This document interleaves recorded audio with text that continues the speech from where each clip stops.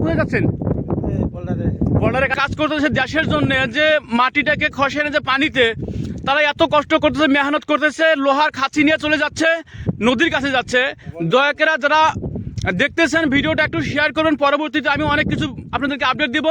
একটু লক্ষ্য করবেন যে দেশের মায়া মমতা ভালোবাসা তাদের জন্য কতই যে মেহনত করতেছে। তারা এক ভাই অপর ভাইকে ছিন্ন বিচ্ছিন্ন করতেছে শুধুমাত্র ব্রহ্মপুত্র কাল নদীতে। তাই এই নদীটা প্রোটেকশন দেওয়ার জন্য তারা এখানে আসছে। আর এই খাঁচিটা নিয়ে যাচ্ছে দাদা, কি এটা কি পাথর বোল্ডিং করবেন নাকি? পাথর বানবেন, পাথর আর ভিতরে ভরবে, পাথর ভরে নদীটাকে প্রোটেকশন দেওয়ার জন্য তারা মেহনত করতেছে।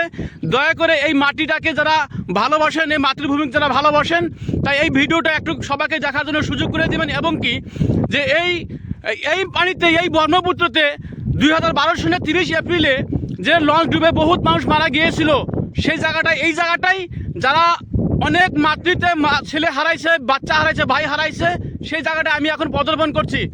তো আপনারা পরবর্তী ভিডিওটা দেখবেন এবং